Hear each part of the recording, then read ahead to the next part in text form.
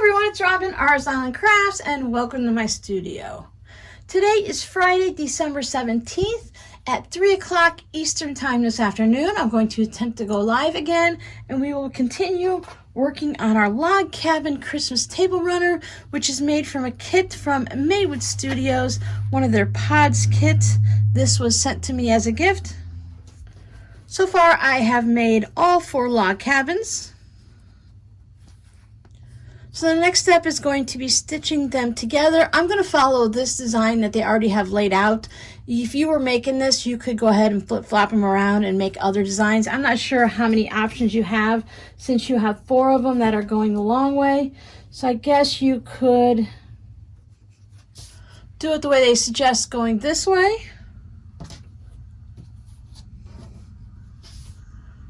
You can have the 4 of them that way.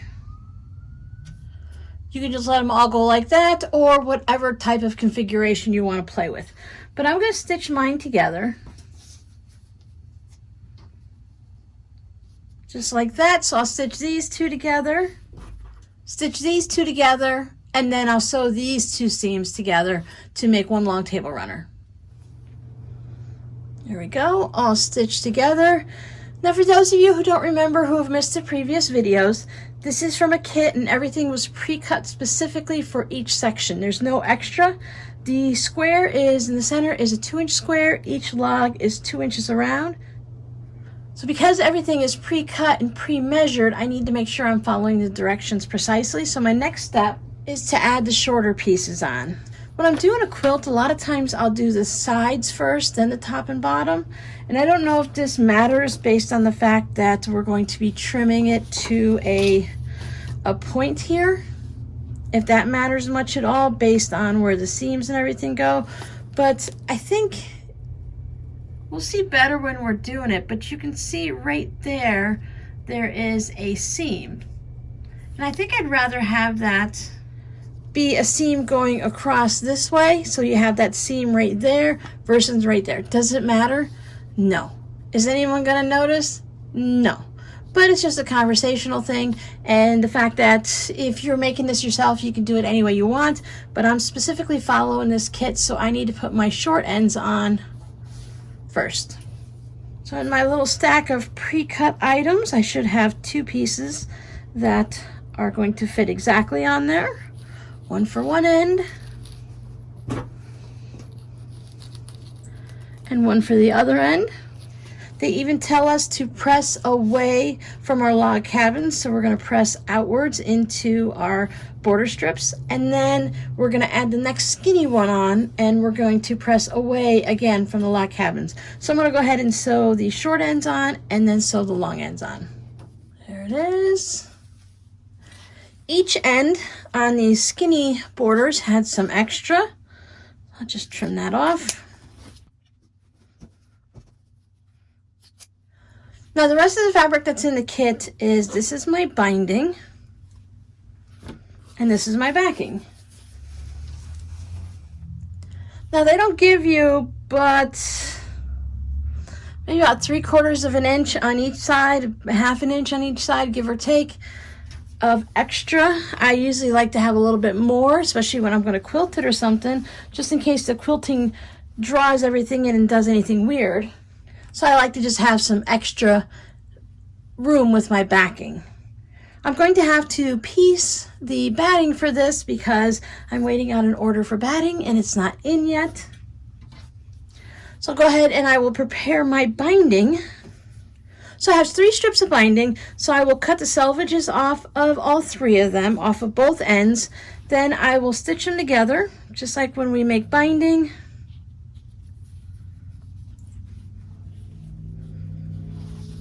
And I'll put them, I will put them together like this, right sides together, make sure everything's lined up neatly, and of course the salvages will be gone, and I'll stitch diagonally across.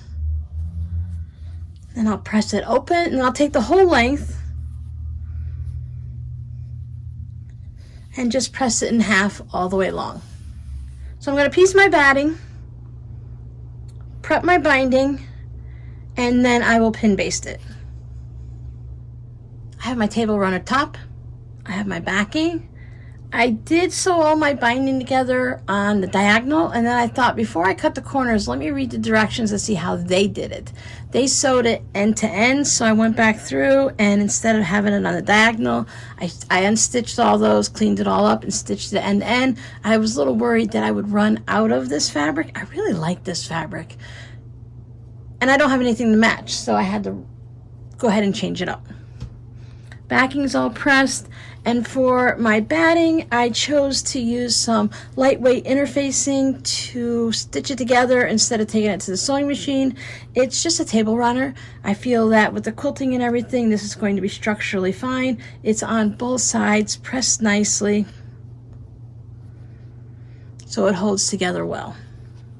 We're not going to need our binding, so I'm going to set that aside so I don't lose it. Go ahead and use some blues painter's tape that I should have done before I laid my batting out, just to hold my backing down. Okay, now I can put down my batting. Make sure it's nice and smooth. My batting was already this width, and it's probably wider than, it is wider than the backing. So I could go ahead and go through and trim it up, or I'm just gonna be really careful when I put my top down and quadruple 100 times, check it over and over just to make sure that it's on the backing fabric and not just sitting on the table. So this end is good.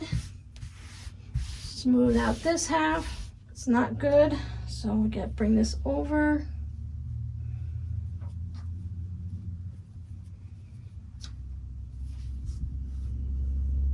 You could trim the batting to size, flip it over, put your backing on top of your batting and just trim it around to size. But I know me and I know my past, and I would end up trimming something, the batting too narrow or something. So I'll just go ahead with this method. I haven't 100% decided exactly how I'm going to quilt this and what color I'm going to use. I'm recording this on Monday, so I have a few more days to let it percolate and think about it. So normally I would put my pins in a way that it wasn't near where my quilting is going to be, but since I don't know how I'm going to quilt it, I'm just going to put a bunch of pins in and just go crazy. Now with my batting, I need to quilt it 8 to 10 inches apart, and the finished size is supposed to be 13 inches by 45 inches. So I really could get away with almost any kind of quilting and not have to do very much. It's a table runner. It doesn't need to be quilted to death. I'm leaning towards free motion quilting it, and it's easy enough to move the pins as I go. So I just take a handful of pins, pour them out. I have my quick clip tool that allows me to easily put the pins and close them without hurting my fingers or breaking any nails. If this were a quilt, I would start at the center and work my way out and then back out that way. I tend to do right across the center, and then I go down, and then I work out diagonally to one corner and diagonally to another corner. So it ends up being like one of those asterisks. So everything is kind of lined up and done like that. But since it's just a narrow table runner, I don't know, I'll just kind of stick a pin in wherever it looks good. This tool, see the ridges on there? So you put your pin through the fabric and the tool goes into there. So you hold the tool against it and then you just close your pin. Some people just go ahead and use a spoon, the back of a spoon works well for that, like a little, cereal spoon. I keep my pins open, as you might have noticed, so yes, I got poked. If I were doing a quilt, I like to put my pins a hand's width apart. That works out really well for me to help avoid some puckers. I'm not going to say that I've always succeeded in not having a pucker and having to take out my quilting and start all over again.